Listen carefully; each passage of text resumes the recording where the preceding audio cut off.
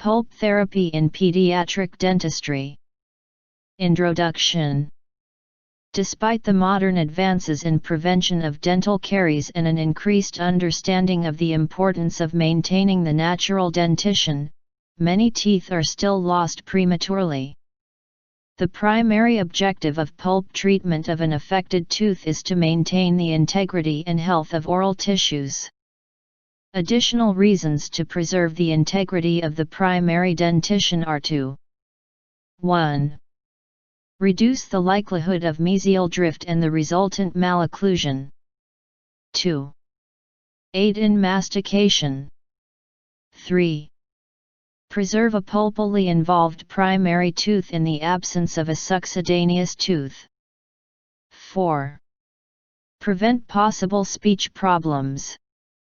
5. Maintain aesthetics. 6. Prevent aberrant tongue habits. 7. Maintain normal eruption time of the succedaneous teeth. 8. Prevent the psychological effects associated with early tooth loss. Major function of pulp. Major function of pulp. As a review, the pulp performs 5 major functions. Induction. Pulp participates in the induction and development of odontoblasts and dentin, which, when formed, induce enamel formation. Formation. Odontoblasts form dentin. Dentin is formed continuously throughout the life of the tooth. Odontoblasts can also form a unique type of dentin in response to injury, such as occurs with caries, trauma, and restorative procedures. Nutrition. Via dentinal tubules, pulp supplies nutrients that are essential for dentin formation and hydration. Defense. Odontoblasts form dentin in response to injury, particularly when the original dentin thickness has been compromised by caries, wear, trauma, or restorative procedures. Pulp also has the ability to elicit an inflammatory and immunologic response in an attempt to neutralize or eliminate invasion of dentin by caries-causing microorganisms and their byproducts. Sensation. Through the nervous system, pulp transmits sensations mediated through enamel or dentin to the higher nerve centers. Diagnosis of pulp pathology. 1. Pain. An accurate history must be obtained of the type of pain, duration, frequency, location, spread, aggregating and relieving factors. Mode. Is the onset spontaneous or provoked? Periodicity. Do symptoms have temporal pattern or are they sporadic or occasional? Early pulpitis symptoms seen in evening or after meal. Frequency. Have the symptoms persisted since they began / have they been intermittent? Duration. How long do symptoms last when they occur? Quality of pain. Dull, aching, pain of bony origin. Throbbing, pounding, pulsing, pain of vascular origin. Sharp, recurrent, stabbing, pathosis of nerve root complexes, irreversible pulpitis. Postural change, pain accentuates by bending over. Time of day. Pain in the masticatory muscles on working may indicate occlusal disharmony or TMJ dysfunction or possible acute pulpalgia. Hormonal. Menstrual toothache due to increase in body fluid retention. Teeth may ache and may become tender on percussion. Symptoms disappear when cycle ends. Types of pain. Momentary pain. Immediate stresses to hot or cold that disappear on the removal of the stimulus indicate that the pathosis is limited to the coronal pulp. Persistent pain. Pain from thermal stimuli would indicate widespread inflammation of the pulp, extending into the radicular filaments. Spontaneous pain. Throbbing, constant pain that may keep the patient awake at night. This type of pain indicates pulpal damage, irreversible pulpitis. It suggests that pulpal disease has progressed too far and treatment confined to pulp chamber would be inadequate. Provoked pain, stimulated by thermal, chemical, or mechanical irritant, and is eliminated when stimulus is removed. This sign indicates dentin sensitivity due to deep carious lesion or faulty restoration. The pulp is in the transition state and the condition is usually reversible. 2. Visual and tactile examination. This is one of the simplest tests, but most often is done casually during examination and as a result valid information is lost. A thorough visual, tactile examination of hard and soft tissue relies on checking of 3 C's, that is color, contour, consistency. 3. Mobility. Mobility in the primary tooth may result from physiological or pathological cause. Tooth mobility is directly proportional to the integrity of the attachment apparatus. Clinician should use 2 mouth mirror handles to apply alternating lateral forces in the facial lingual direction to observe the degree of mobility of the tooth. A measure of mobility is 0 horizontal less than 0.2 mm, 1 horizontal 0.2 to 1 mm, 2 horizontal 1 to 2 mm, 3 horizontal and vertical more than 2 mm. 4. Percussion. Pain from pressure on a tooth indicates that periodontal ligament is inflamed. A useful clinical test is to apply finger pressure to the tooth and check the child's response by watching the eyes. 5. Palpation. Simple test done with fingertips using light pressure to examine tissue consistency and pain response. It determines presence, intensity, and location of pain and presence of bony crepitus. 6. Restorability. Only a tooth which can be restored after endodontic therapy should be considered for pulp therapy. 7. Presence of discharging sinus. Indicates a non-vital pulp, or an irreversibly diseased pulp, and should be considered for non-vital pulp therapy. 8. Changes in color. Discolored teeth may indicate a necrotic pulp. 9. Radiographs. Recent preoperative radiographs are requisites to pulp therapy in primary and young permanent teeth. It demonstrates pathological conditions, position of succedaneous permanent tooth. These will dictate the decision on performing pulp therapy for primary tooth. One factor that must be remembered is that the lesion must be of sufficient dimensions to appear radiographically and must involve cortical bone. Pathological entities that are observed are: A. Pulp calcification, represents the pulp response to long-standing lesion and is associated with pulp degeneration.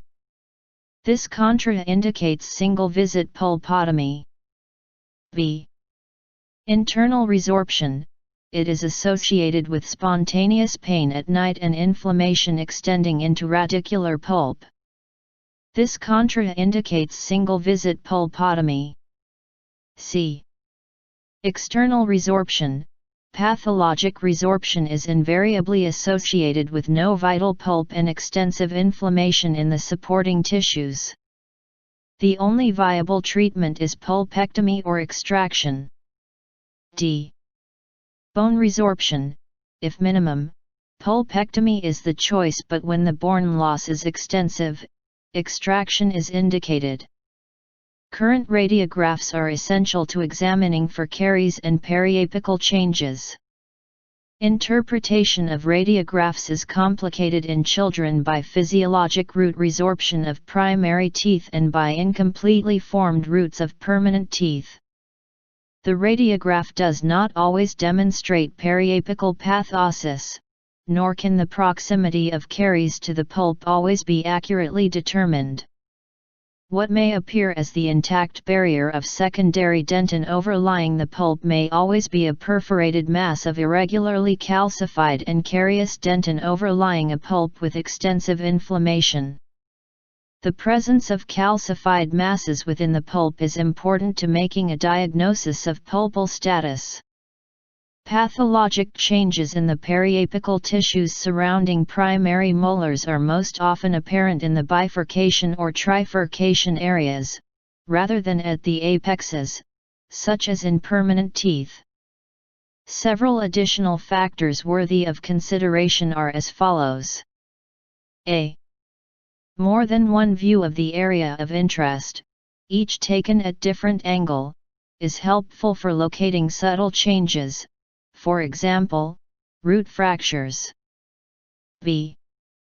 Pathologic changes should not be confused with the normal anatomy, e.g., mandibular canal, mental foramen, incisive fossa, nasopalatine canal. C. Internal resorption is possible in permanent teeth but does not occur as often as in primary teeth. D. Treatment-induced calcification, i.e., bridging or apical closure, may be too thin to visualize radiographically. 10. Pulpal exposures and hemorrhage. The size of the exposure, the appearance of the pulp, and the amount of hemorrhage are important factors in diagnosing the extent of inflammation in a cariously exposed pulp. A true carious exposure is always accompanied by pulpal inflammation. The pinpoint carious exposure may have pulpal inflammation varying from minimal to extensive to complete necrosis. However, the massive exposure always has widespread inflammation or necrosis and is not the candidate for any form of vital pulp therapy except in young, permanent teeth with incomplete root development. Excessive hemorrhage at an exposure site or during pulp amputation is evidence of extensive inflammation. These teeth should be considered candidates for pulpectomy or extraction. 11. Pulp testing.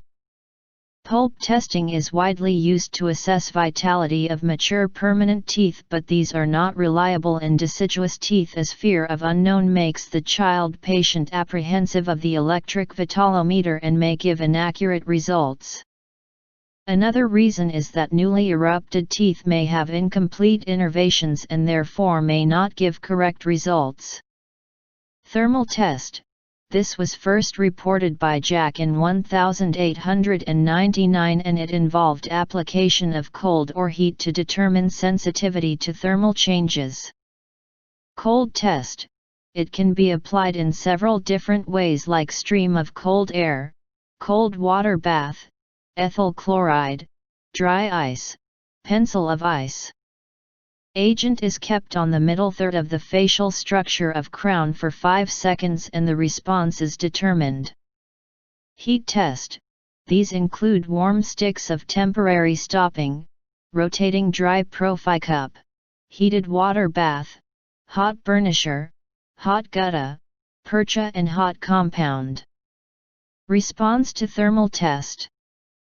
1. No response, non-vital pulp. 2.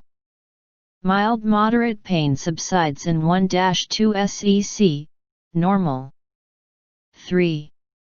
Strong momentary pain subsides in 1-2 SEC, reversible pulpitis.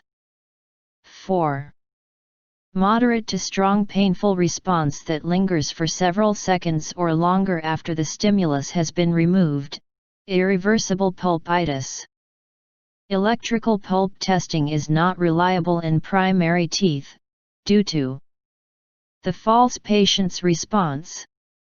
12. Anesthetic testing. If the patient continues to have vague, diffuse, strong pain and prior testing has been inconclusive, intraligamentary anesthetic may be used to identify the source of pain. 13. Test cavity. This test is performed when other methods have failed. The test cavity is made by drilling the enamel-dentin junction of an unanesthetized tooth using a slow-speed handpiece without water coolant. If patient feels sensitivity, it is indication of pulp vitality. 14. Physiometric test. It describes such tests that assess the state of the pulpal circulation, rather than the integrity of the nervous tissue, thus providing valuable information. 15. Photoplethysmography. This method involves passing light on the tooth and measuring the existing wavelength using a photocell and galvanometer. If a tooth with an intact blood supply is warmed, there should be vascular dilatation, and this would register as a current from the photocell. 16. Thermography. A hot object emits infrared radiation in proportion to its temperature. Measurement of this radiation may provide information on pulpal circulation. 17. Pulp hemogram. It was suggested that taking the first drop of blood from an exposed pulp and subjecting it to differential white cell count might be useful in diagnosis of pulpal conditions. 18. Dual wavelength spectrometry. Measures blood oxygenation changes within the capillary bed of dental tissue and thus is not dependent on a pulsatile blood flow. 19. Hughes Probe camera. This is used in detecting temperature changes as small as 0.1 C. Hence can be used to measure pulp vitality experimentally. 20. Liquid crystal testing. Cholesteric fluid crystals have been used to show the difference in tooth temperature, with vital pulp being hotter and necrotic pulp being cooler. 21. Laser Doppler flowmetry. The laser Doppler flowmeter, developed in 1970s to measure the velocity of red blood cells in capillaries, is a non-invasive, objective, painless alternative to traditional neural stimulation methods, and therefore is a promising test for young children. A near-infrared with a wavelength of 632.8 nm is produced by 1 MW helium neon laser within the flowmeter, and this is transmitted along a flexible fiber optical conductor inside a specially designed round dental probe with a diameter of 2 mm. Enamel prisms and dentinal tubules guide the light to the pulp, where it is scattered both by static tissues by moving RBCs. A fraction of backscattered light from the tooth is returned to the flowmeter along the pair of afferent optical fibers within the probe. The scattered light beams from moving RBCs will be frequently shifted, while those from static tissue are unshifted, indicating non-vital pulp. 22. Pulse oximetry. It is proven a traumatic method of measuring vascular health by evaluating oxygen saturation. Pulse oximetry is based on placing arterial blood between light source and detector. Light source diode emits both infrared and red light, which is received by a photodetector diode. Blood pulsating through the vessel changes the light path, which modifies the amount of detected light. This determines the pulse rate. Evaluation of treatment prognosis before pulp therapy. The diagnostic process of selecting teeth that are good candidates for vital pulp therapy has at least two dimensions. 1. Dentist must decide that the tooth has a good chance of responding favorably to the pulp therapy. 2. The advisability of performing the pulp therapy and restoring the tooth must be weighed against extraction and space management. 3. The level of patient and parent cooperation and motivation in receiving the treatment. 4. The level of patient's and parent desire and motivation in maintaining oral health and hygiene. 5. The caries activity of the patient and overall prognosis of oral rehabilitation. 6. The degree of difficulty anticipated in performing the pulp therapy in particular case. 7. Space management issues resulting from previous extractions, pre-existing malocclusion, ankylosis, congenitally missing teeth, and space loss caused by extensive carious destruction of teeth and subsequent drifting. 8. Excessive extrusion of pulpally involved tooth resulting from the absence of opposing teeth.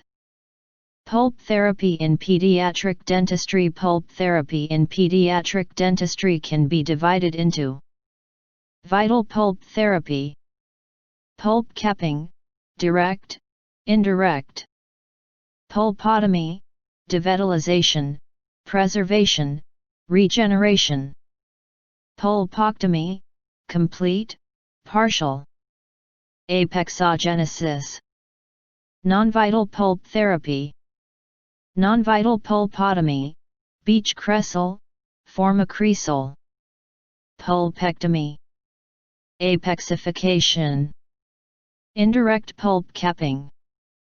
Definition: the procedure involving a tooth with a deep carious lesion where carious dentin removal is left incomplete, and the decay process is treated with a biocompatible material for some time in order to avoid pulp tissue exposure is termed indirect pulp capping.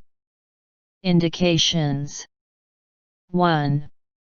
The teeth when pulpily inflammation has been judged to be minimal and complete removal of caries would cause pulp exposure. 2. Mild pain associated with eating. 3. Negative history of spontaneous, extreme pain. 4. No mobility. 5. When pulp inflammation is seen as nominal and there is a definite layer of affected dentin after removal of infected dentin. 6. Normal lamina dura and PDL space. 7. No radiolucency in the bone around apices of the root or in the furcation. 8. Deep carious lesion, which are close to, but not involving he pulp in vital primary or young permanent teeth. Contraindications: 1. Any signs of pulpal or periapical pathology. 2. Soft leathery dentin covering a very large area of the cavity, in a non-restorable tooth. 3. Sharp, penetrating pulpalgia indicating acute pulpal inflammation. 4. Prolonged night pain. 5. Mobility of the tooth. 6. Discoloration of the tooth. 7. Negative reaction of electric pulp testing. 8. Definite pulp exposure. 9. Interrupted or broken lamina dura. 10. Radiolucency about the apices of the roots. Objectives: 1. The restorative material should seal completely the involved dentin from the oral environment. 2. The vitality of the tooth should be preserved. 3. No prolonged post-treatment signs or symptoms of sensitivity, pain, or swelling should be evident. 4. The pulp should respond favorably and tertiary dentin or reparative dentin should be formed, as evidenced by radiographic evaluation. 5. There should be no evidence of internal resorption or other pathologic changes. 6. Arresting of carious process. 7. Promoting dentin sclerosis. 8. Stimulating formation of tertiary dentin. 9. Remineralization of carious dentin. Theory of indirect pulp capping. Indirect pulp therapy is a technique for avoiding pulp exposure in the treatment of teeth with deep carious lesions in which there exists no clinical evidence of pulpal degeneration or periapical disease. The procedure allows the tooth to use the natural protective mechanisms of the pulp against caries. It is based on the theory that a zone of affected, demineralized dentin exists between the outer infected layer of dentin and the pulp. When the infected dentin is removed, the affected dentin can remineralize and the odontoblasts form reparative dentin, thus avoiding pulp exposure. Kopel has identified 3 distinct layers in active caries. 1. Necrotic, soft dentin not painful to stimulation and grossly infected with bacteria. 2. Firm but softened dentin, painful to stimulation but containing few bacteria. 3.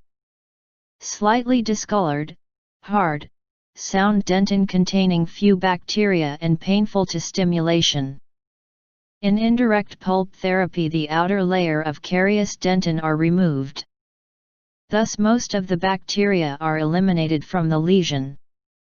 When the lesion is sealed, the substrate on which the bacteria act to produce acid is also removed. Exposure of the pulp occurs when the carious process advances faster than the reparative mechanism of the pulp. Care must also be taken in removing the caries to avoid exposure of the pulp. With the arrest of caries process, the reparative mechanism is able to lay down additional dentin and avoid a pulp exposure.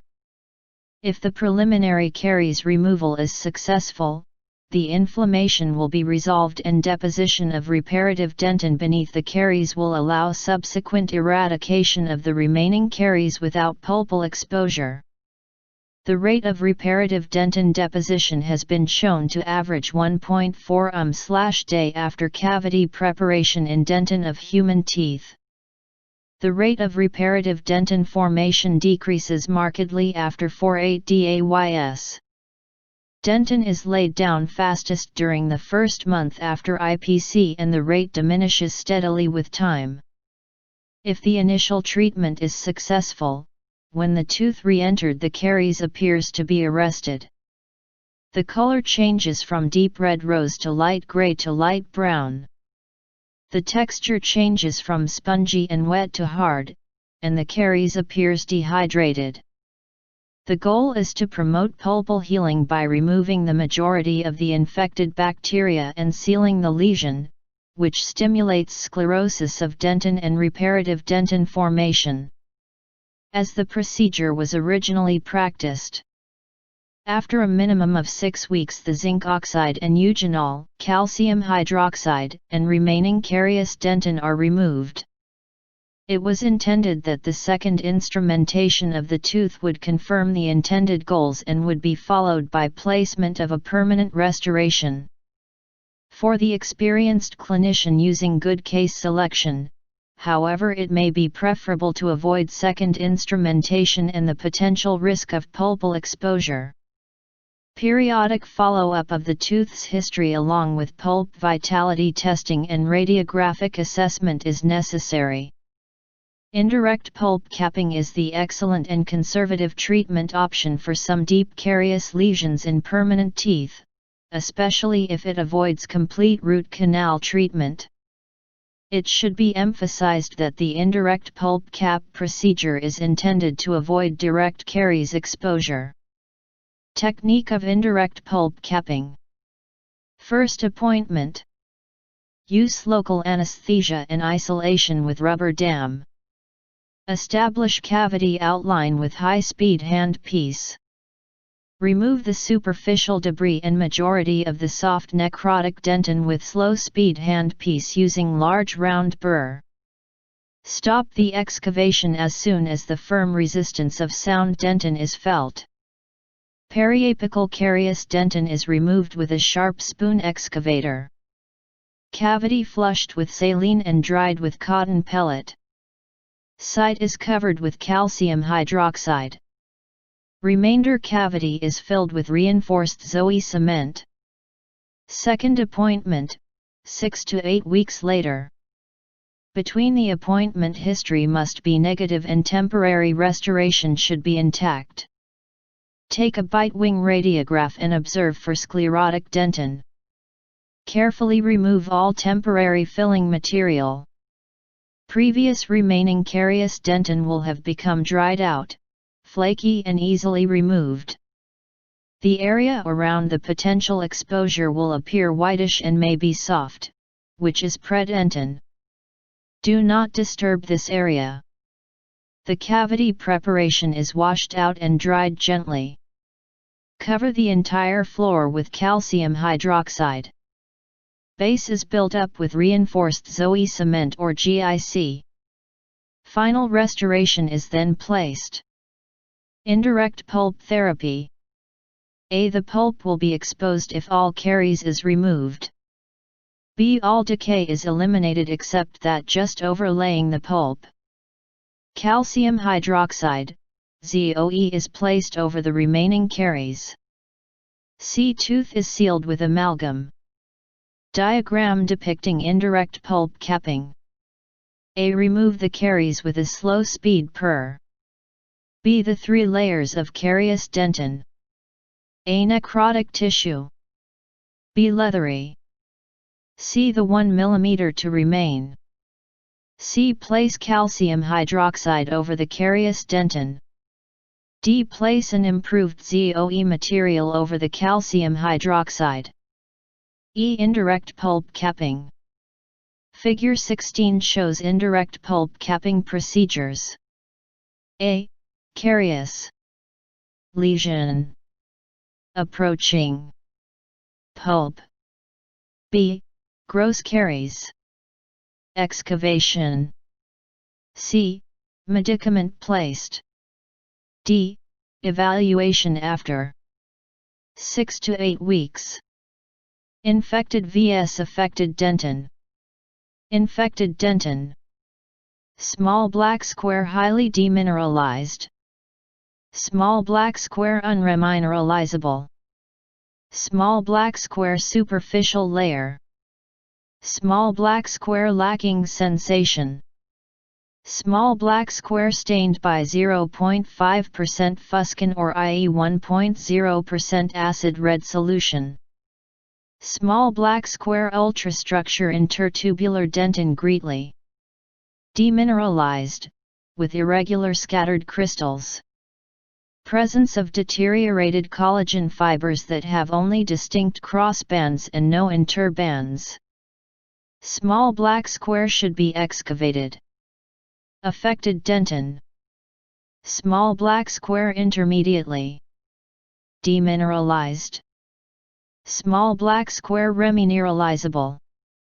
Small black square deeper layer. Small black square sensitive.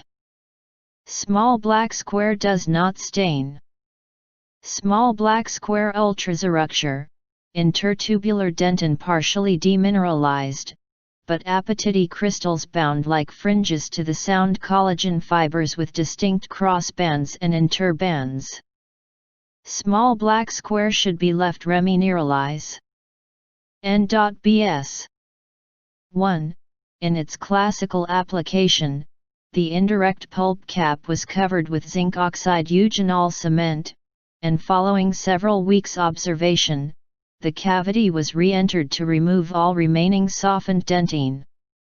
More commonly, the calcium hydroxide pulp cap is simply covered with a layer of hard-setting cement and the tooth permanently restored at the same visit. Periodic clinical and radiographic review is then undertaken to monitor the pulp response.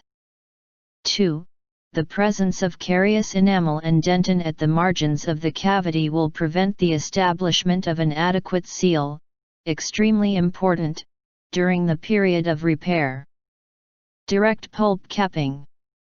Definition: the procedure in which the small exposure of the pulp, encountered during cavity preparation or following a traumatic injury or due to caries, with a sound surrounding dentin, is dressed with an appropriate biocompatible radiopaque base in contact with the exposed pup tissue prior to placing a restoration is termed as direct pulp capping. Indications: 1. Light red bleeding from the exposure site that can be controlled by cotton pellet. 2. Traumatic exposures in a dry, clean field, which report to the dental office within 24 hours. 3. Mechanical exposures less than ISQmm, surrounded by clear dentin in an asymptomatic vital deciduous tooth. 4. Mechanical or carious exposures less than 1 SQmm in an asymptomatic vital young permanent tooth. 5. Small pulp exposures produced during cavity preparation, i.e. pinpoint exposure surrounded by sound dentin. 6. When the tooth is not painful, with the exception of discomfort caused by food intake. 7. Minimal or no bleeding from the exposure site. Contraindications: 1. Large pulp exposures. 2. Presence of caries surrounding the exposure site. 3. Excessive bleeding indicates hyperemia or pulpal inflammation. 4. Pain at night. 5. Spontaneous pain. 6. Tooth mobility. 7. Thickening of periodontal membrane. 8. Intraradicular radiolucency. 9. Purulent or serous exudates. 10. Swelling. 11. Fistula. 12. Root resorption. 13. Pulpal calcification. Objectives: 1. The vitality of tooth should be maintained. 2. No prolonged post-treatment signs or symptoms of sensitivity, pain, or swelling should be evident. 3. Pulp healing and tertiary dentin formation should result. 4. There should be no pathologic change. 5. To create new dentin in the area of the exposure and subsequent healing of pulp. Treatment considerations: debridement. Necrotic and infected dentin chips have to be removed, else they will invariably be pushed into the exposed pulp during last stages of caries removal and impede healing and increase pulpal inflammation. Therefore it is prudent to remove all peripheral caries. If exposure occurs, non-irrigating solution of normal saline or anesthetic solution is used to cleanse the area and keep he pulp moist. Techniques of direct pulp capping. Rubber dam provides only means of working in a sterile environment, so it has to be used. Once an exposure is encountered, further manipulation of pulp is avoided. Cavity should be irrigated with saline, chloramines tea or distilled water. Hemorrhage is arrested with light pressure from sterile cotton pellets. Place the pulp capping material on the exposed pulp with application of minimal pressure so as to avoid forcing the material into pulp chamber. Place temporary restoration. Final restoration is done after determining the success pulp of capping, which is done by determination of dentinal bridge, maintenance of pulp vitality, lack of pain and minimal inflammatory response. Figure 16 shows us direct pulp capping procedures. A. Pulp horns are high. B. Pulp horns exposed during cavity preparation. C. Calcium hydroxide is placed over exposed pulp. D. Suitable base is placed over calcium hydroxide. E. Tooth is sealed with amalgam restoration. A. Minute pulp exposure. B. Peripheral carried excavated. C. Medicament placed. D. Evaluation after 6 to 8 weeks. E. Arrested lesion. F. Permanent restoration. Histological changes after pulp capping. These were illustrated by Glass and Zander in 1949. After 24 hours, necrotic zone adjacent to CaO2 pastes is separated from healthy pulp tissue by a deep staining basophilic layer. After 7 days, increase in cellular and fibroblastic activity. After 14 days, partly calcified fibrous tissue lined by odontoblastic cells is seen below the calcium protionate zone, disappearance of necrotic zone. After 28 days, zone of new dentin. Figure 16 shows us histological changes after pulp capping. A. 24 hours after application of calcium hydroxide. B. After 2 to 3 weeks. C. After 4 to 5 weeks. D. After 8 weeks.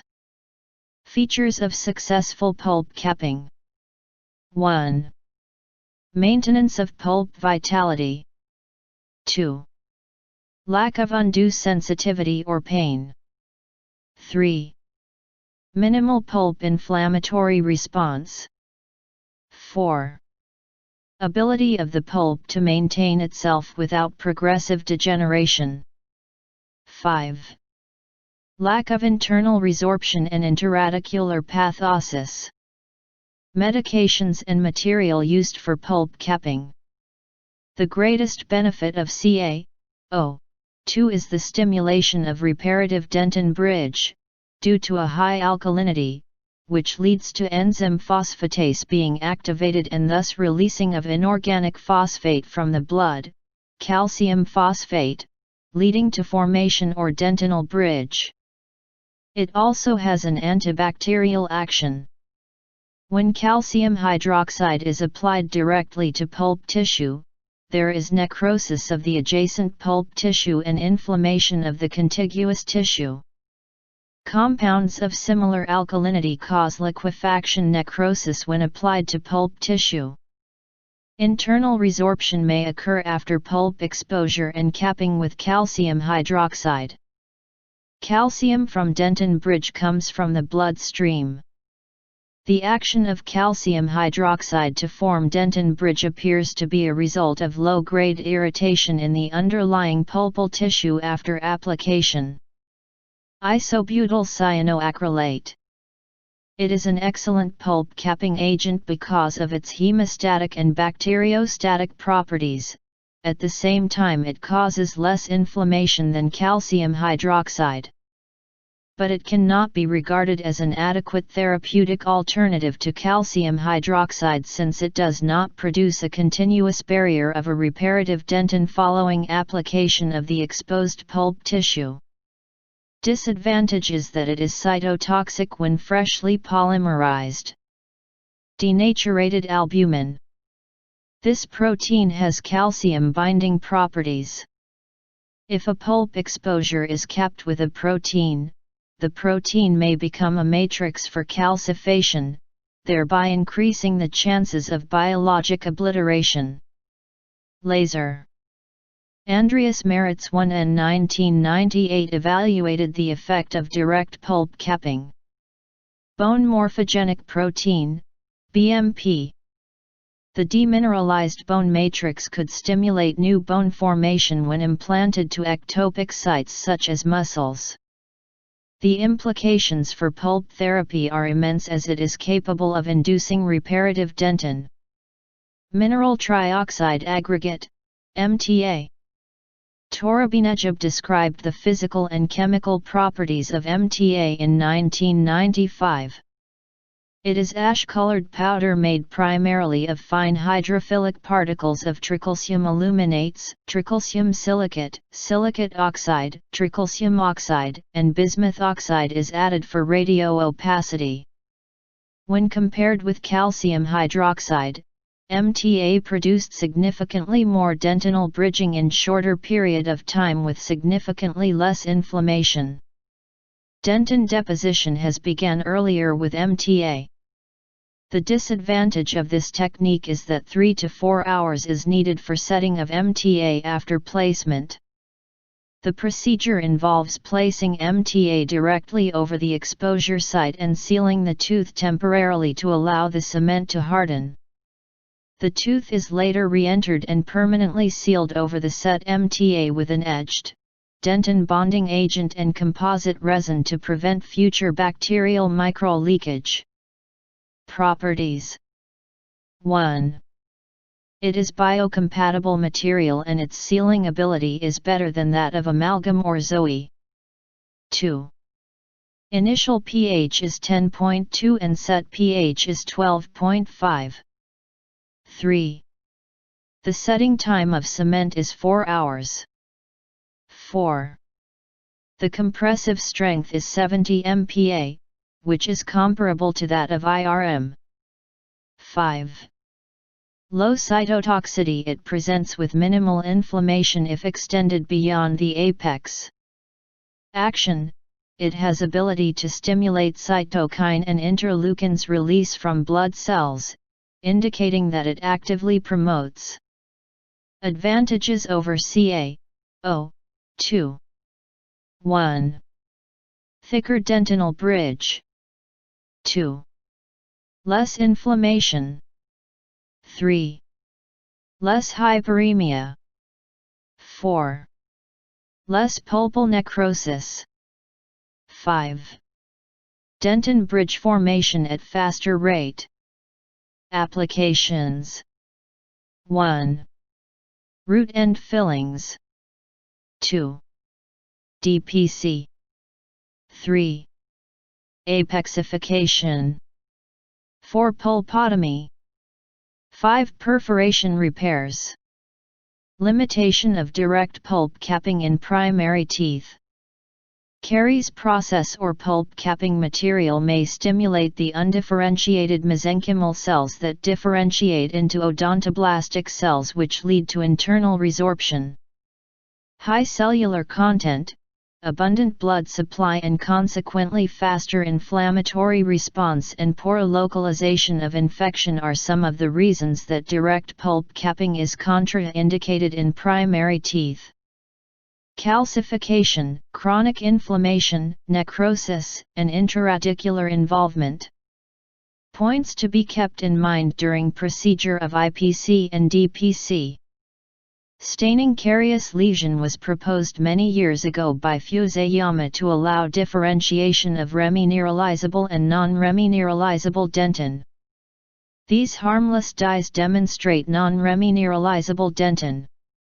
Parts of the tooth that remain stained should be removed. Any tooth structure that does not stain can remain, since this soft dentin will remineralize. Examples of some brands of caries dentin test: caries detector, caries funder, and Sable Seek. This method will limit the removal of decay to non-remineralizable dentin during divert and indirect pulp capping. Location of the pulp exposure is an important consideration in the prognosis. If the exposure occurs on the axial wall of the pulp, with the pulp tissue coronal to exposure site, this tissue may be deprived of its blood supply and undergo necrosis, causing a failure. Then a pulpotomy or pulpectomy should be performed rather than a pulp cap.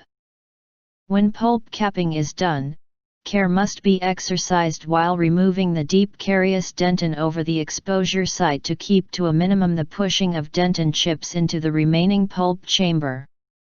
Studies have shown decreased success when dentin fragments are forced into the underlying pulp tissue. Inflammatory reaction and formation of dentin matrix are stimulated around these dentin chips. In addition, microorganisms may be forced into the tissue. The resulting inflammatory reaction can be so severe as to cause a failure. Marginal seal over the pulp capping procedure is of prime importance since it prevents the ingress of bacteria and reinfection.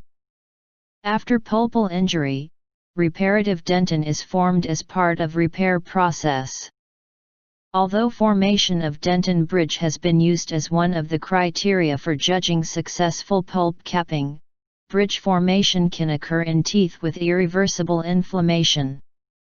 Moreover, a successful pulp capping has been reported without the presence of reparative dentin bridge over the exposure site. Pulpotomy. Definition. Finn, 1995, defined it as the complete removal of the coronal portion of the dental pulp followed by placement of a suitable dressing or medicament that will promote healing and preserve vitality of the tooth. Indication. 1. Carious or mechanical exposure of vital primary teeth and young permanent teeth, where inflammation is restricted to coronal pulp only. 2. History of only spontaneous pain. 3. Hemorrhage from exposure sites bright red and be controlled. 4. Absence of abscess or fistula. 5. No interradicular bone loss. 6. No interradicular radiolucency. 7. At least 2/3 of root length still present to ensure reasonable functional life. 8. In young permanent tooth with vital exposed pulp and incompletely formed apices. Figure 2 shows preoperative periapical radiograph of the mandibular left primary molars of a 6-year-old girl, which presented extensive caries lesions, 2/3 OD more of root length, and no signs of periapical lesions. Agenesis of the mandibular lead permanent second premolar was observed. Contraindication. 1. History of spontaneous pain. 2. Swelling. 3. Fistula. 4. Tenderness to percussion.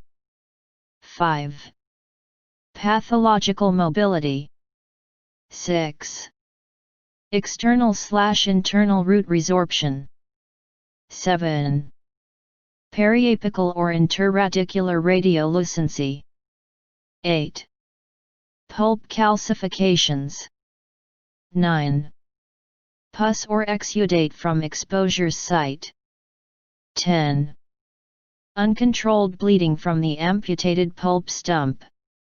11. Root resorption more than 1/3 of root length.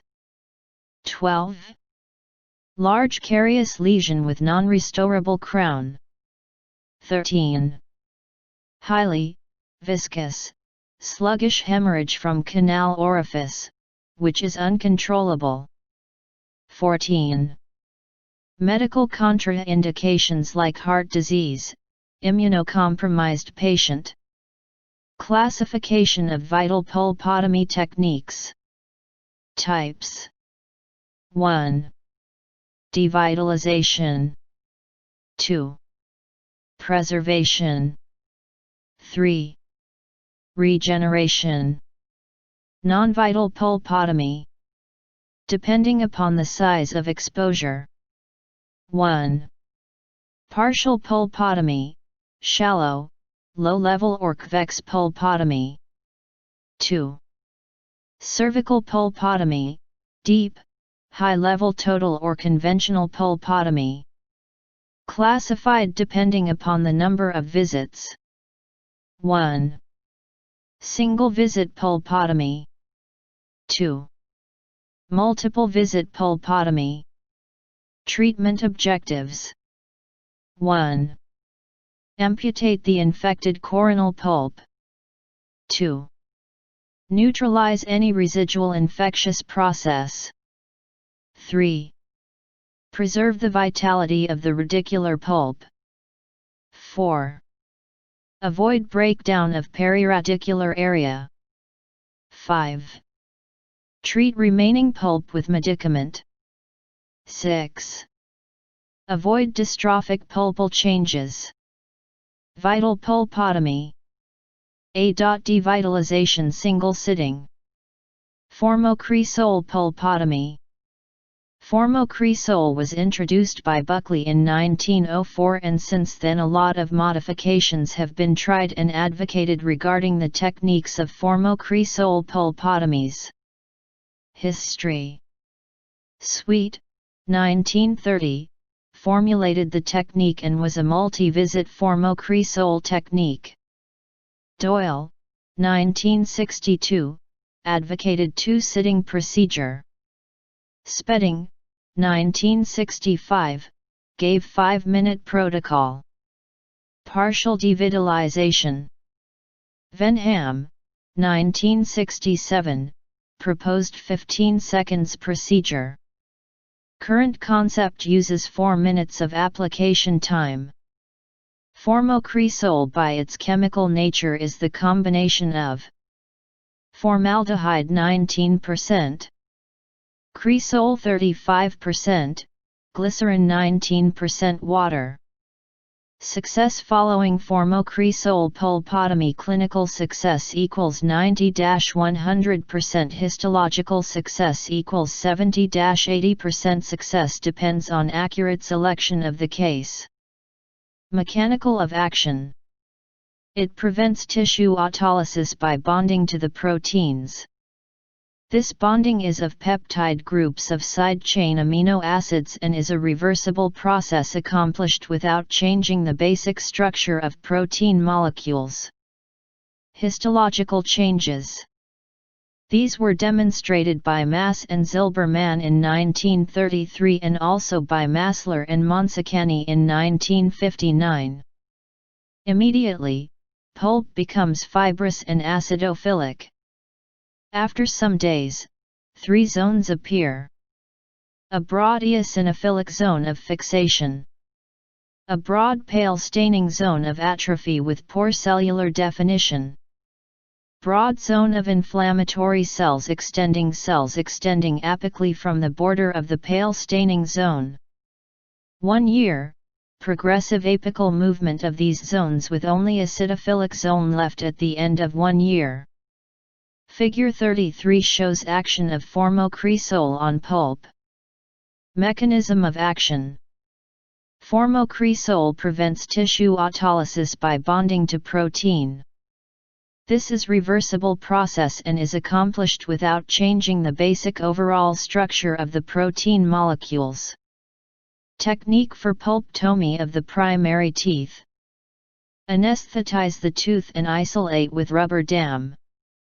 Remove all caries using high-speed straight fissure burr without entering the pulp chamber. Remove dentinal roof with a large diamond stone or slow-speed round burr for minimal trauma. Enlarge the exposed area and deroof the pulp chamber. Remove any ledges or overhanging enamel with slow-speed round burr. Sharp spoon excavators are used to scoop out coronal pulp and pulpal remnants. Clean the pulp chamber with saline and remove all debris. Place a cotton pellet over the pulp stumps to achieve hemostasis. Place a cotton pellet over the pulp stumps to achieve hemostasis. Using a cotton pellet, apply diluted formocresol to the pulp for 4 minutes. Place a small dry pellet over this to avoid contact of tissues with formocresol. Remove cotton pellets and check for fixation. Brownish discoloration of the pellet as well as the pulp stump is an indicator of fixation. Place Zoe cement in the pulp chamber. Recall after 1 week and restore with a permanent restoration if patient is asymptomatic. Place a stainless steel crown. Acariously involved primary molar. B. Access cavity and removal of coronal pulp. C. Placement of a cotton pellet moistened with formocresol.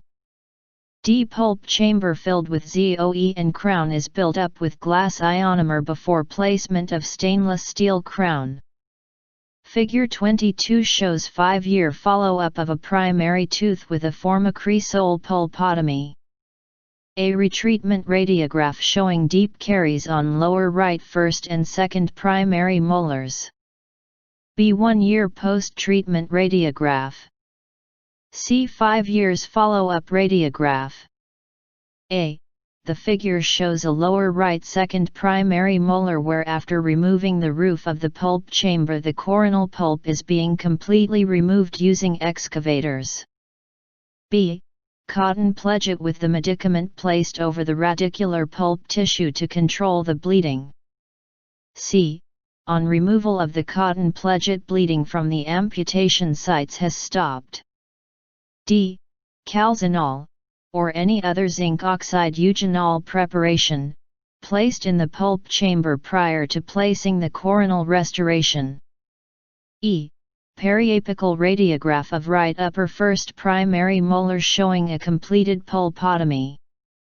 Note excellent condensation of cement in the pulp chamber and coronal restoration with stainless steel crown. Disadvantages of formocresol. Local toxicity. There is no actual healing of the pulp and the tooth becomes devitalized. Systemic toxicity. Studies have shown that full-strength formocresol is absorbed into the systemic circulation from the pulpotomy site. Excretion is via the kidney and lungs. Some amount of formocresol remains cell-bound in the liver, kidney, and lungs. Cytogenic and mutagenic effect is observed due to its ability to denature nucleic acids by forming methylol derivatives and methylene cross-links. Formocresol is also said to produce irreversible damage to the protein portion of enzymes' genetic material, membranes, and connective tissue. It affects directly the protein biosynthesis and cell reproduction by interacting with DNA and RNA and destroys the lipid component of the cell membrane. Damage to succedaneous. It is seen that 1 ml of formocresol diffuses through the apical foramen in 3 minutes. Thus there is high risk for the formation of enamel defects in the permanent successor following the use of formocresol in a primary teeth. Mutagenicity and carcinogenicity. Occurrence of dermatitis and pharyngitis. Antigenicity. Figure 22 shows formocresol pulpotomy failure. Note the internal resorption of the mesial root and the radiolucency in the bifurcation. If bleeding cannot be controlled, the health of the pulp is questionable and extraction or intermediate sedative dressing will be considered. Application of an appropriate lining or base such zinc oxide eugenol cement, IRM. IRM is the same as Zoe but has a reinforcing material added to make it more resistant to wear. An intermediate dressing may be appropriate when the pulpectomy cannot be completed in the following reasons. 1. Child compliance is a problem. 2. Uncontrolled bleeding of pulp stumps as an alternative to extraction. 3. Inadequate anesthesia.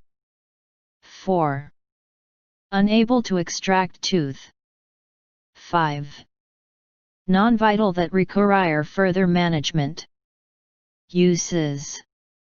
1. As an intermediate restorative material for both Class I and II restorations. 2. As a base under non-resin restorations.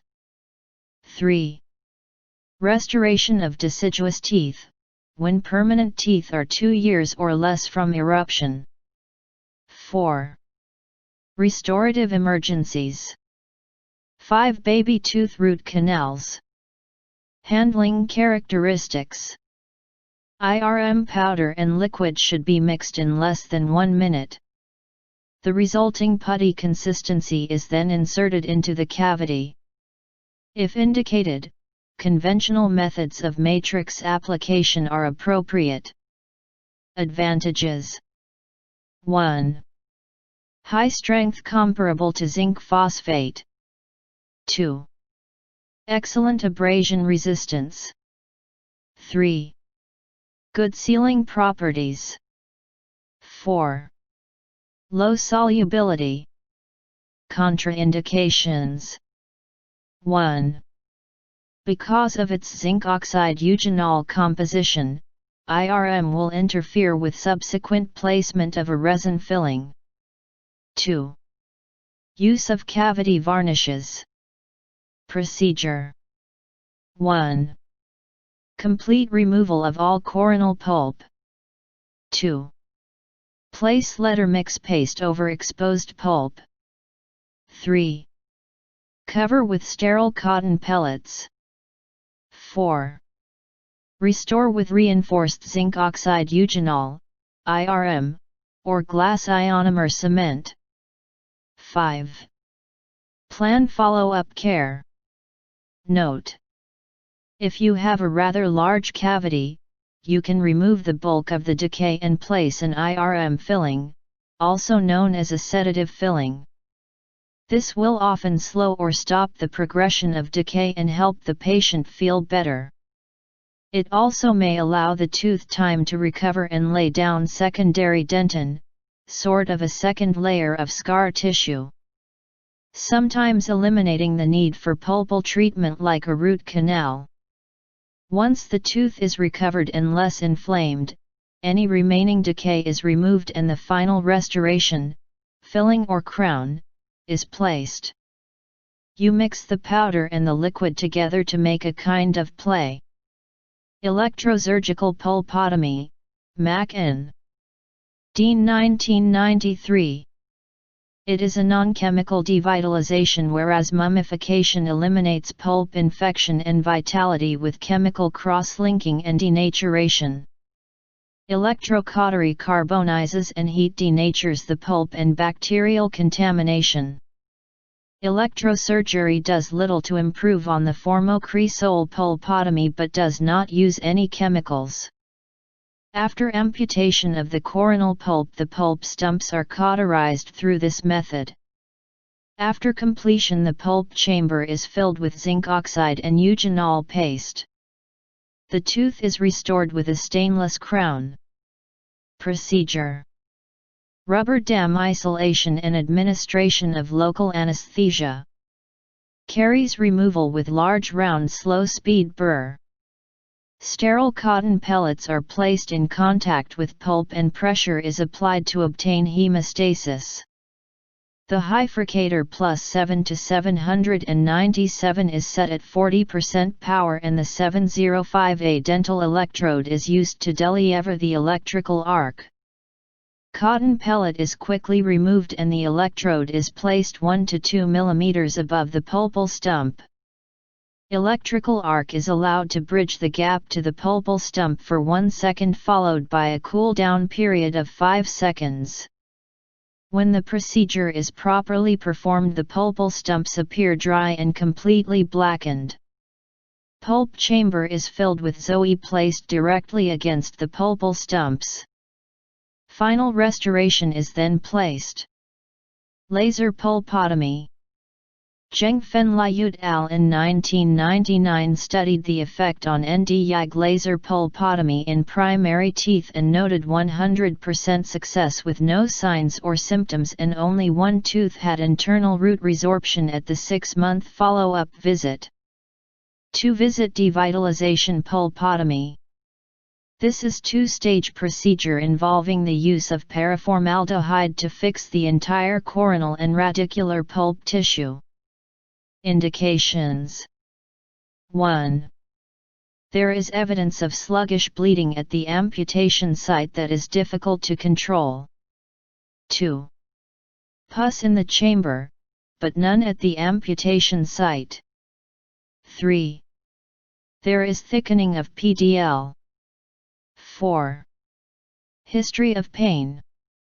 Contraindication: 1. Non-restorable. 2. Necrotic. 3. Soon to be exfoliated. Formula of each agent used are as follows. 1. GYSI Trio Paste Formula. Asterisk Tricrosol 10 ml. Asterisk Cresol 20 ml. Asterisk Glycerine 4 ml. Asterisk paraformaldehyde 20 ml. Asterisk zinc oxide 60 gm. 2. Eslix paraformaldehyde formula. Paraformaldehyde 1 gm. Procaine base 0.03 gm. Powdered asbestos 0.05 gm. Petroleum jelly 125 gm. Carimine to color. 3. Pariform devitalizing paste. Paraformaldehyde 1 gm. Lignocaine 0.06 gm. Propylene glycol 0.05 ml. Carbox 1501.30 gm. Carmine to color. Procedure. First visit. Isolation with rubber dam. Preparation of the cavity. Deep caries excavated. Enlarge the exposure with round burr. Incorporate paraformaldehyde paste into the pellet and place over exposure. Seal the tooth for 1 to 2 weeks so that formaldehyde gas liberated from paraformaldehyde enters coronal and radicular pulp, thereby fixing the tissue. Second visit. Pulpotomy is carried out under local anesthesia. Remove the cotton pellet and deroof the pulp chamber. Clean the cavity with saline and dry with cotton pellet. Pulp chamber filled with antiseptic paste and tooth is restored. Preservation. Glutaraldehyde pulpotomy. It has been widely tested to replace formocresol. Studies have shown that application of 2–4% produces rapid surface fixation of the underlying pulp tissue. Mechanism of action. Glutaraldehyde produces rapid surface fixation of the underlying pulpal tissue. A narrow zone of eosinophilic stained and compressed fixed tissue is found directly beneath the of application, which blends into vital normal appearing tissue apically. With time, glutaraldehyde fixed zone is replaced by macrophagic action with dense collagenous tissue, thus the entire root canal tissue is vital. Procedure. Local anesthesia and a rubber dam are applied. The operative procedure is in principle the same as for FC pellets. Soaked in a 2% buffered freshly prepared glutaraldehyde solution. Are placed on the wound surfaces and left in place for 3 to 5 minutes. The pellets are removed and a slow-setting zinc oxide eugenol cement covered with a fast-setting cement is placed and the cavity restored. Advantages of glutaraldehyde over formocresol. 1. It is bifunctional reagent which allows it to form strong intra- and intermolecular protein bonds leading to superior fixation by cross-linkage. 2. It is excellent antimicrobial. 3. Causes less necrosis of the pulpal tissue. 4. 15 to 20 times less toxic than formocresol. 5. Demonstrates less systemic distribution. 6. It is low tissue binding, readily metabolized, eliminated in urine and expired in gases. 90% of the drug is gone in 3 days. Disadvantages. 1. Neither the optimal concentration nor the amount of time period of application has been conclusively established. 2. Failure rate is more than formocresol. 7. Mutagenicity. Glutaraldehyde does not reach the nucleus of the liver cell. 8. Antigenicity less as compared to formocresol. 9. Less dystrophic calcification in pulp canals. 10. Diffusibility is limited, thus reducing the apical extension of the material. Ferric sulfate. The ferric sulfate the most suitable alternative to formocresol in the next few years.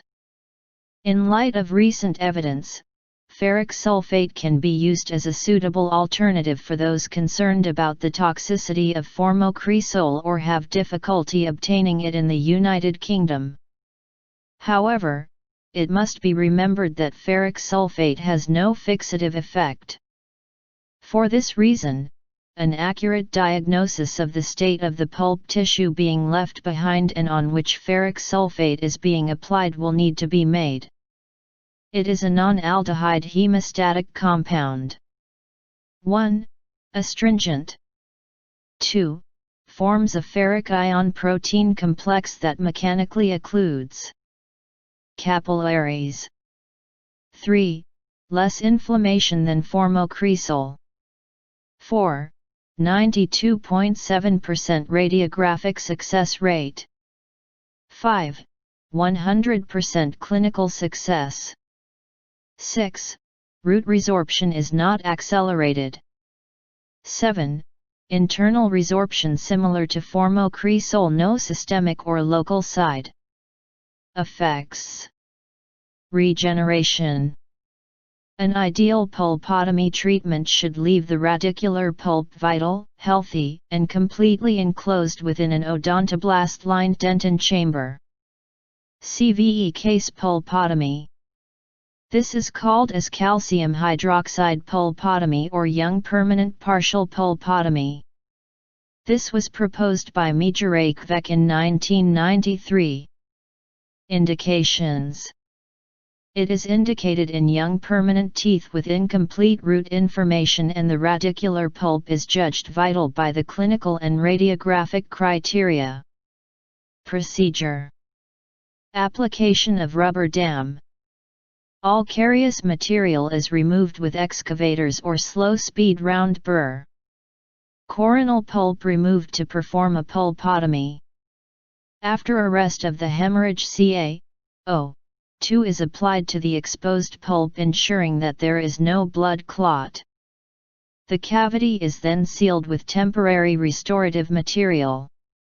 A tooth should remain symptom-free at recall and radiograph should show formation of a secondary dentine bridge. Then permanent restoration with amalgam is done. Figure 33 shows mechanism of action of calcium hydroxide. Figure shows calcium hydroxide pulpotomy on a maxillary permanent incisor with an immature apex. A preoperative radiograph following traumatic exposure of the pulp. Calcium hydroxide was placed following a Kvec pulpotomy. 4 months later a dentin bridge is seen beneath the calcium hydroxide. 3 years later the root formation has been completed. Note that the dentin bridge has not thickened. Calcium hydroxide advantages and disadvantages. Advantages. 1. Initially bactericidal then bacstatic. 2. Promotes healing and repair. 3. High pH stimulates fibroblasts. 4. Neutralizes low pH of acids. 5. Stops internal resorption. 6. Inexpensive and easy to use. 7. Particles may obturate open tubules. Disadvantages. 1. Does not exclusively stimulate dentinogenesis. 2. Does exclusively stimulate reparative dentine. 3. Associated with primary tooth resorption. 4. May dissolve after 1 year with cavo surface dissolution.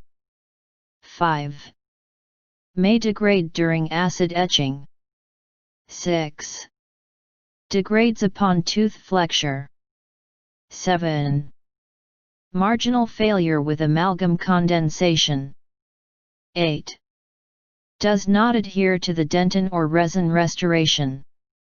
Bone morphogenic proteins, BMP. Bone morphogenic proteins initiate endochondral bone formation. The main action of BMPs is to stimulate undifferentiated pluripotent cells to differentiate into cartilage and bone-forming cells.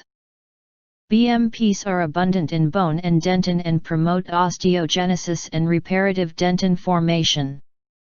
Mineral trioxide aggregate, MTA. MTA is the new medicament with an alkaline pH. It has shown significant improvement over the materials in promoting the healing of pulp and periradicular tissue. It is biocompatible, prevents bacterial leakage and is effective even in moist environment.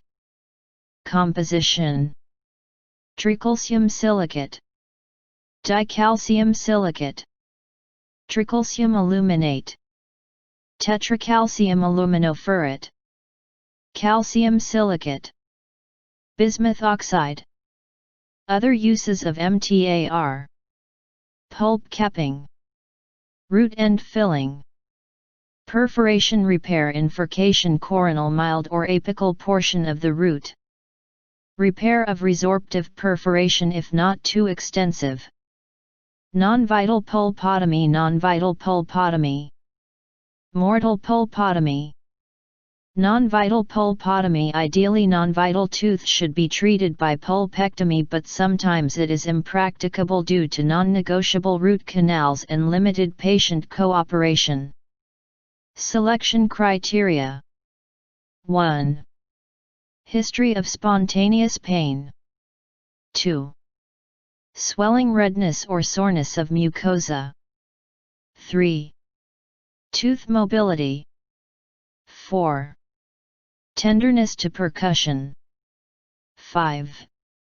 Radiographic evidence of pathological root resorption or periradicular bone destruction.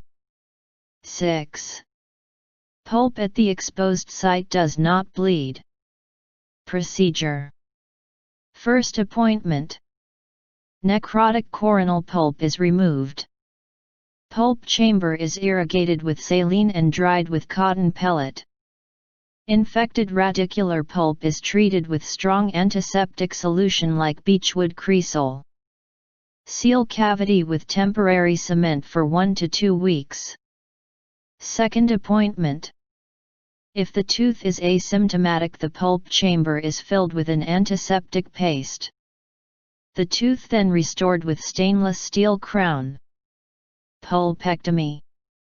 Pulpectomy involves removal of the roof and contents of pulp. Pulpectomy involves removal of the roof and contents of pulp chamber in order to gain access to the root canals, which are chamber in order to gain access to the root canals, which are debrided, enlarged, and disinfected. Debrided, enlarged and disinfected. Canals are filled with resorbable materials. Canals are filled with resorbable materials. Objectives: 1. Infectious process should resolve. 2. Radiographic evidence of successful filling. 3. Treatment should allow reabsorption of primary root structures and filling materials at appropriate time. 4. No post-treatment pain, swelling or sensitivity. 5. No radiographic evidence of further breakdown of supporting tissue. 6. No internal or external resorption. General indications: 1. Cooperative patient. 2. PT should be in good health with no serious disease. 3.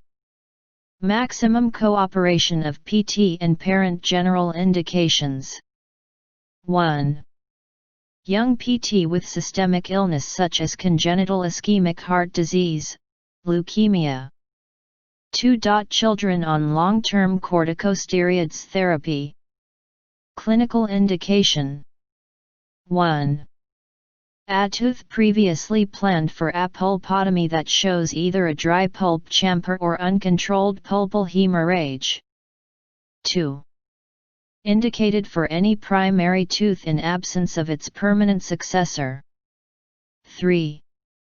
Any deciduous tooth with severe pulpal necrosis provided there is no radiographic contraindication. 4. Traumatized primary incisors with pulp exposures or acute or chronic abscesses. 4. Pulpless tooth with stomas. 5. Pulpless primary teeth in hemophiliacs. 6. Pulpless primary molars holding orthodontic appliance.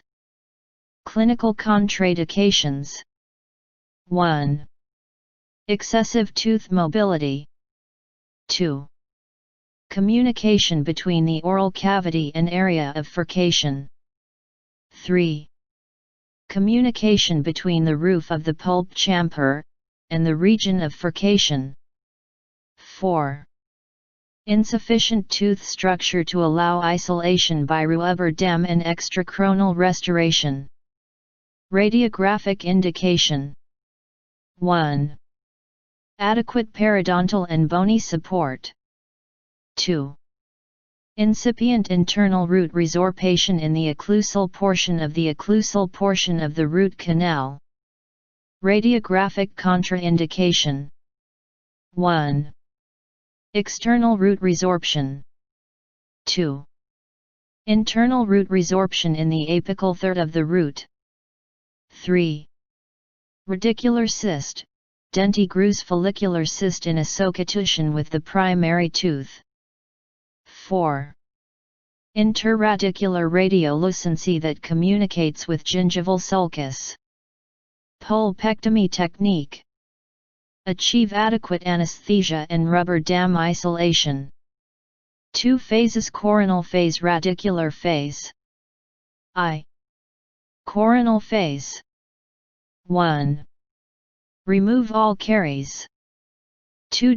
Remove the roof of the pulp chamber with a high-speed handpiece. 3. Amputate the coronal aspect of the pulp tissue with a large round burr in a slow-speed handpiece. 2. Radicular phase. 1. The remaining pulp tissue occupying the root canals is removed using endodontic files at a predetermined working length, approximately 1 to 2 mm short of the root apices. 2. The canals should be enlarged several sizes beyond the size of the first file that fits snugly into the canal to a minimum final size of 30 to 35. 3. Throughout root canal instrumentation, the canals should be irrigated with sodium hypochlorite to aid in debridement. 4. Dry the canals with sterile paper points. 5. The canals are filled with a treatment paste, zinc oxide/eugenol at UKCD, using a pressure syringe. 6. The tooth is restored with a stainless steel crown. Figure shows non-vital pulp therapy primary tooth.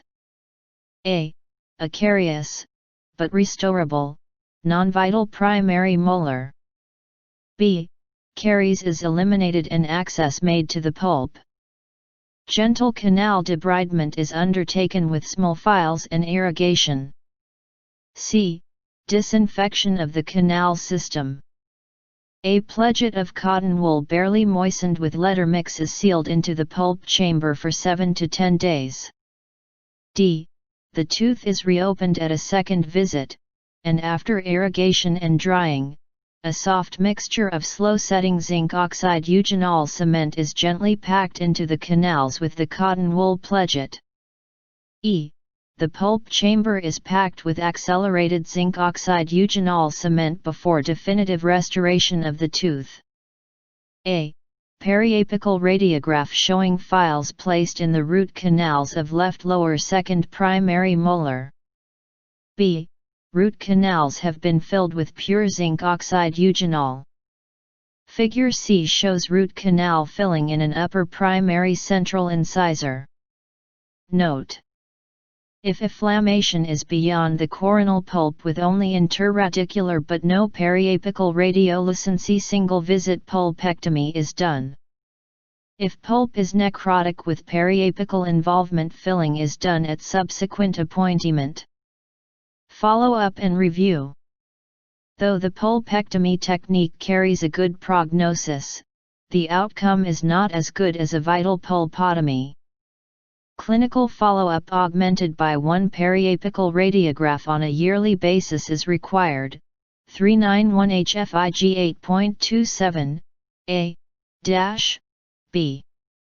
The following clinical and radiographic parameters can be taken as indications of success. Clinical: alleviation of acute symptoms. Tooth free from pain and mobility. Radiographic: improvement or no further deterioration of bone condition in the furcation area. Criteria for an ideal pulpectomy obturant, treatment paste. 1. Antiseptic. 2. Resorbable. 3. Harmless to the adjacent tooth germ. 4. Radiopaque. 5. Non-impinging on erupting permanent tooth. 6. Easily inserted. 7.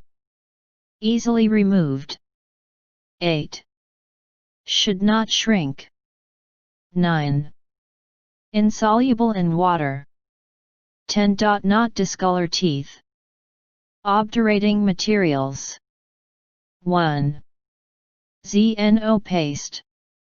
Most commonly used. Camp in 1984 introduced endodontic pressure syringe. Disadvantages: overfilling causes foreign body reaction. Difference in rate of resorption from that of tooth root. Success rate 65%. 2i. Iodoform paste. Combustion. Derivative of iodine.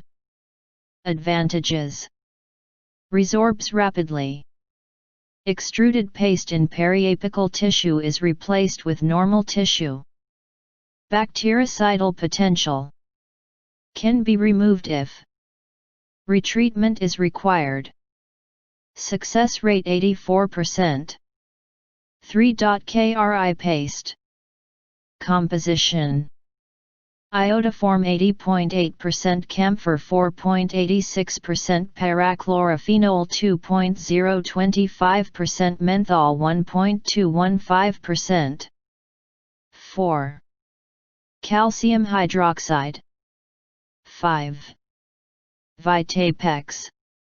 Composition: calcium hydroxide and iodoform mixture. Vitapex Neo Dental Chemical Products Co., Tokyo has been published by Fukino and Nishino in 1980. Properties: non-toxic. Easy to apply. Resorbs at slightly faster rate than root. Radio-opaque. 100% success rate. 6. Endoflass. Composition: Xeno 56.5%, barium sulfate 1.63%, iodoform 40.6%, calcium hydroxide 1.07%, eugenol pentachlorophenol. Properties: microleakage is prevented. 70% success rate. 7. MTA. Obturation techniques. 1. Endodontic pressure syringe. These apparatus consist of syringe barrel, threaded needle. Needle is withdrawn 3 mm with each quarter turn of the screw until the canal is visibly filled at the orifice. The endodontic pressure syringe is also effective for placing the ZEO into the canals. The Vitapex system also uses a syringe with the material in it. The syringe is introduced up to 1/5 the distance from the apex of the canal and the material is slowly injected as the syringe is withdrawn from the canal. 2. Mechanical syringe. Cement is loaded into the syringe with 30-gauge needle as per the manufacturer's recommendation and expressed into the canal. Press using continuous pressure while withdrawing the needle. 3. Lentillo spiral technique. Pastes can also be filled by means of a Lentillo spiral mounted on the micromotor handpiece. The direction of rotation needs to be checked for the material to properly flow into the canal. 4. Incremental filling technique. Endodontic plugger corresponding to the size of the canal with rubber stopper is used to place thick mix of cement into the canal. Thick mix was prepared into a flame shape corresponding to size and shape of the canal and then tapped gently into the apical area with the help of plugger. The primary teeth with their larger canals may be filled with a thin mix coating on the walls of the root canal with the help of a reamer in an anti-clockwise direction while taking it out slowly, followed by the placement of the thicker mix, which is then pushed manually. 5. Other techniques. A. Amalgam plugger. B. Paper point. C. Plugging action with wet cotton pellet. Apexogenesis and apexification. Open apex. At the time of tooth eruption, root development is only 62 to 80%, 2/3 of the root is formed. If due to trauma or caries exposure the pulp undergoes necrosis, dentin formation ceases and root growth is arrested. The resultant immature root will have an open apex, which is also called as blunderbuss canal. Problems faced with open apex. Due to large apical diameter and smaller coronal canal diameter, debridement is difficult. Lack of apical stop makes obturation difficult. The thin root canal walls become prone to fracture.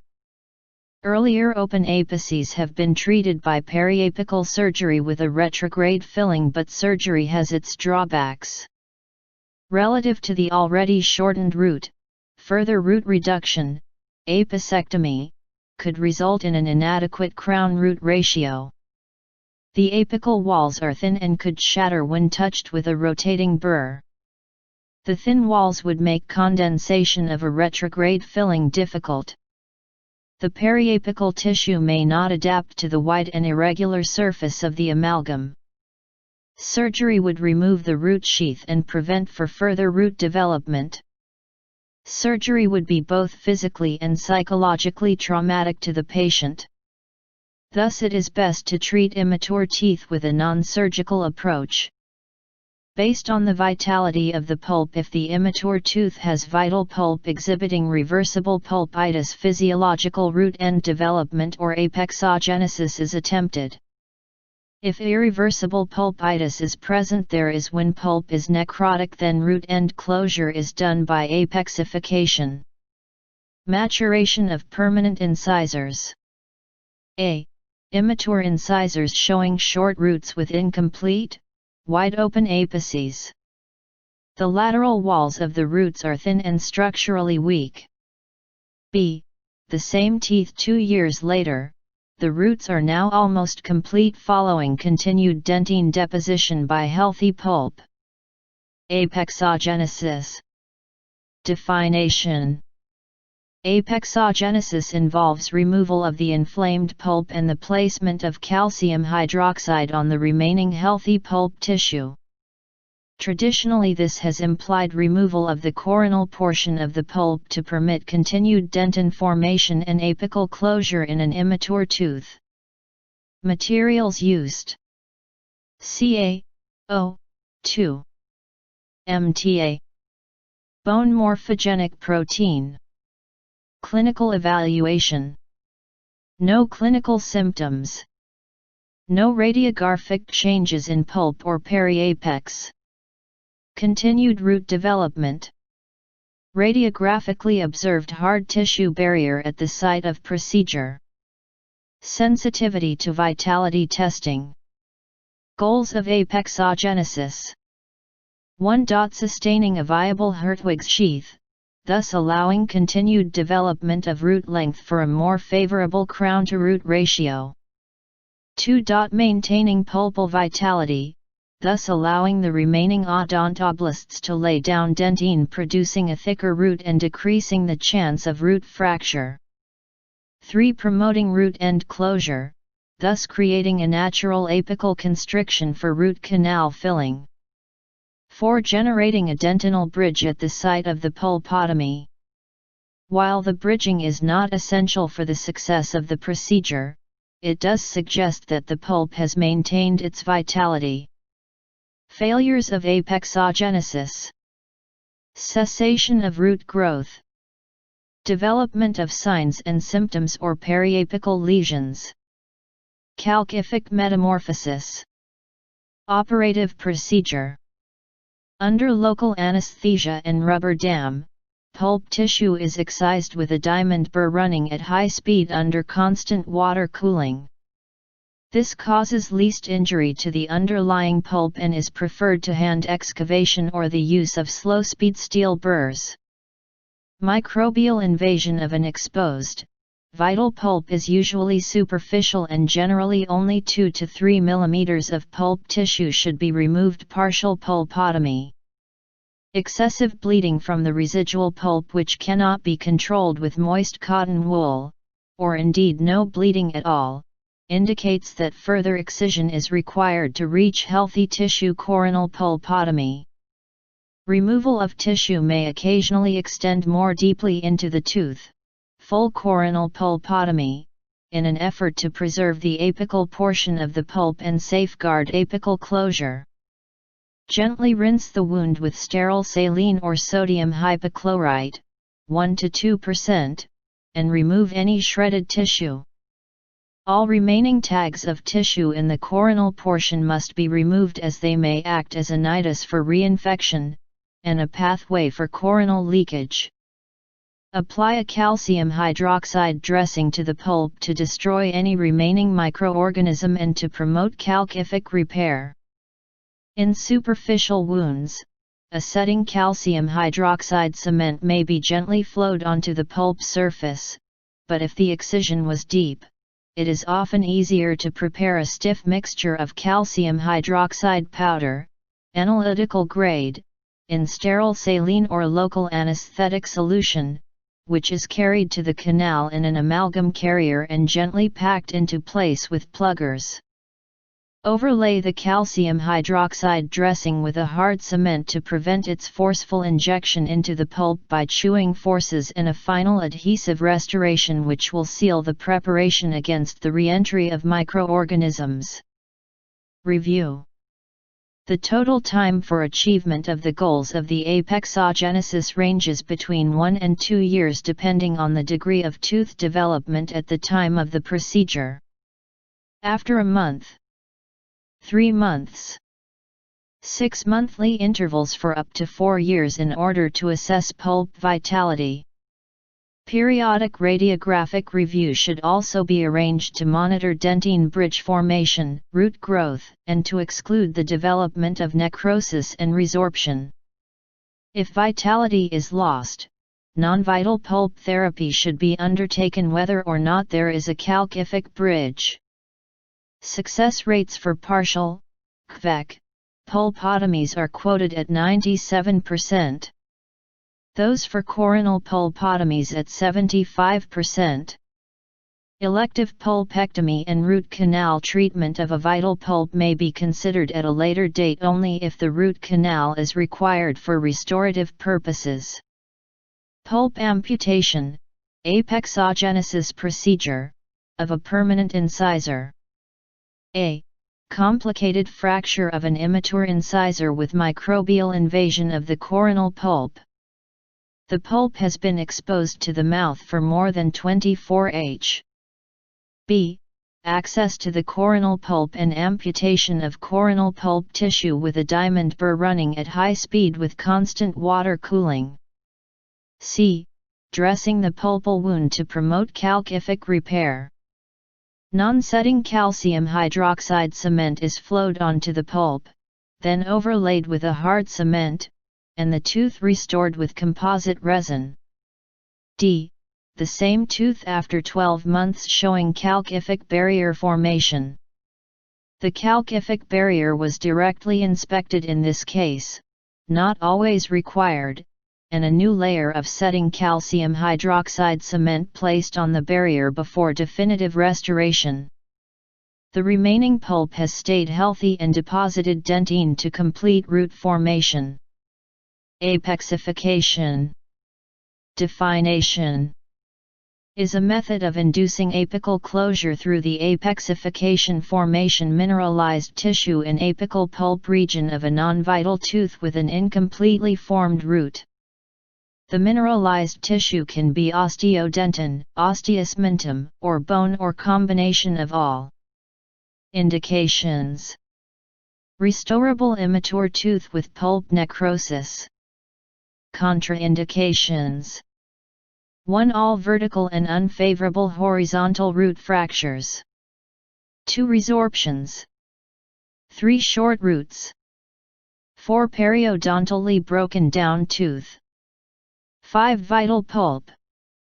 Objective: the aim of apexification is to induce either closure of the open apical third of the root canal or the formation of an apical calcific barrier against which obturation can be achieved.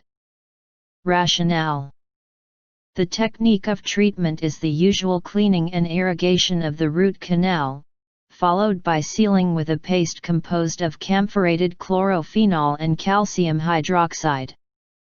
Radiographic examination is made 3 and 6 months after the procedure, and when evidence of a root apex cap or barrier appears, the root canals are obturated. Actual root growth does not occur as a result of apexification, but radiographic evidence of a calcified mass at the root apex gives that impression. Factors affecting apexification: 1. Age of the patient.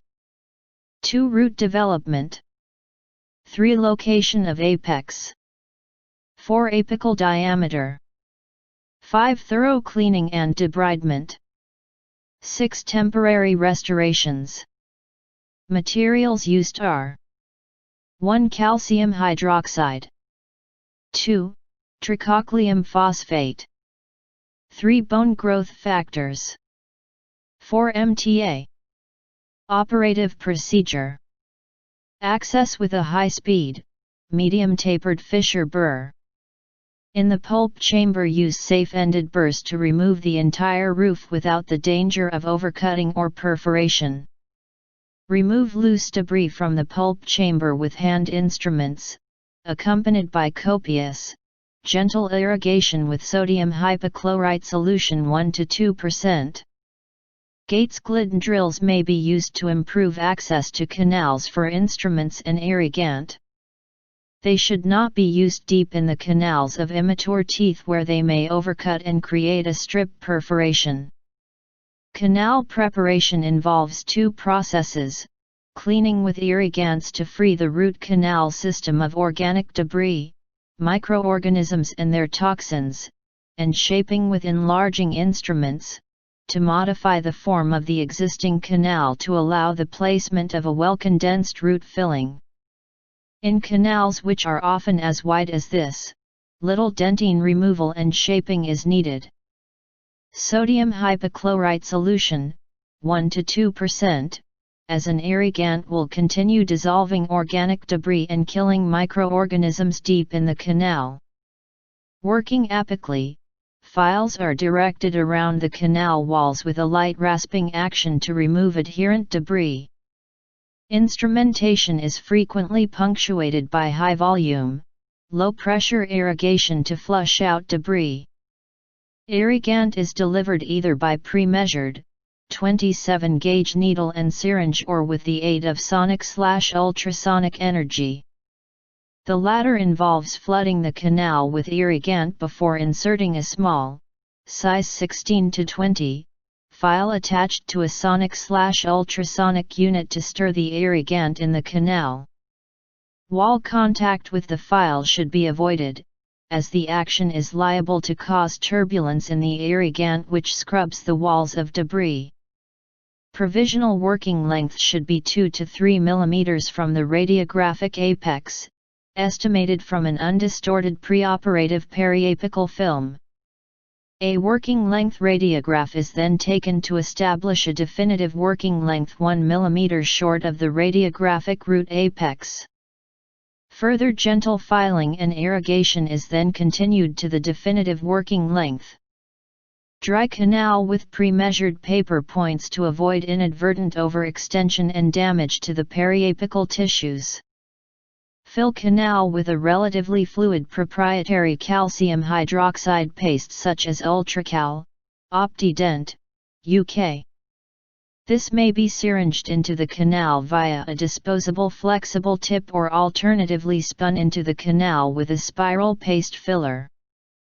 The antimicrobial and mild tissue solvent activity of non-setting calcium hydroxide will continue to cleanse the canal, and its high pH is believed to encourage calcific root end closure. A radiograph may be taken to ensure a dense fill to each root terminus. Seal access cavity tightly between appointments to prevent the leaching of calcium hydroxide, and critically, to prevent the re-entry of microorganisms from the mouth which would disturb the process of root end closure. A 3 mm thickness of glass ionomer cement or composite resin is adequate to provide a bacteria-tight seal. Cotton wool fibers should not be allowed to remain at the cavo surface of the cavity. Review. 3 monthly to monitor root end closure. At each appointment the calcium hydroxide dressing is carefully washed from the canal and the presence of a calcified barrier assessed by gently tapping a pre-measured paper point at the working length. Radiographs should be taken to assess the progress of barrier formation. If the canal is closed, obturation may proceed. If calcific barrier formation is not complete, the canal should be redressed for a further 3 months. Calcific barrier formation is usually complete within 9 to 18 months, but could take up to 2 years. Figures shows root end closure apexification. A. Immature, permanent central incisor devitalized by trauma.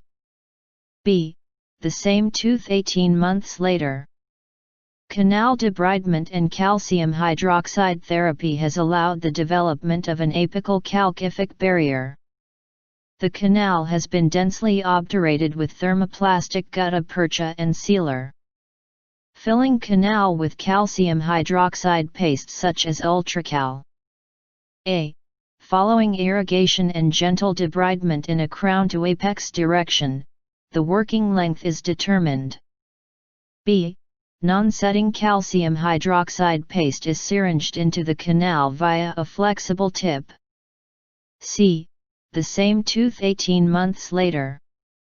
A calcific barrier is apparent, and the tooth is ready for definitive obturation and restoration. D. The flexible tip system Ultracal. Manual obturation in apically divergent canal. Obturation following root end closure in an apically diverging canal. A. The widest gutta percha point that will reach the apical terminus of the canal is warmed by passage of its tip through a and may be inverted in the widest canals. B. Without delay, the point is introduced to the canal is already lightly coated with sealer, and advanced to adapt against the apical barrier. C. Additional points are now packed around the master point with cold or warm condensation until the canal is densely filled. Alternatives to the root end closure procedure. Recently the potential has arisen to seal open apices with mineral trioxide aggregate, MTA. Based on Portland building cement, it is packed into the canal with pre-measured pluggers and sets to form a hard, sealing, biocompatible barrier within 4H. Moist cotton wool is placed into the canal to promote setting, and the material is checked after at least 24H before filling the remainder of the canal with gutta percha and sealer, or with composite and a fiber post. Clinical studies are ongoing, but this material seems likely to allow root end closure in 1 or 2 visits, which will demand less patient compliance. When pulp vitality is lost in an almost fully formed tooth, it may be possible to avoid lengthy root end closure procedures by creating an apical stop against which a root filling may be packed. Following crown to apex preparation as described above, endodontic hand files may be used in gentle watch winding or balanced force motion at working length to shave an apical seat for canal obturation. Alternatively, MTA can be packed into the apical 1 to 2 mm of the canal with pluggers to provide an immediate apical seal. Figures shows A. Immature apex tooth. B. Apical plug of MTA and backfill with thermoplastic GP. Has described 4 successful results of apexification treatments. 1. Continued closure of the canal and apex to a normal appearance. 2. A dome-shaped apical closure with the canal retaining a blunderbuss appearance. 3. No apparent radiographic change but a positive stop in the apical area. 4. A positive stop and radiographic evidence of a barrier coronal to the anatomic apex of the tooth.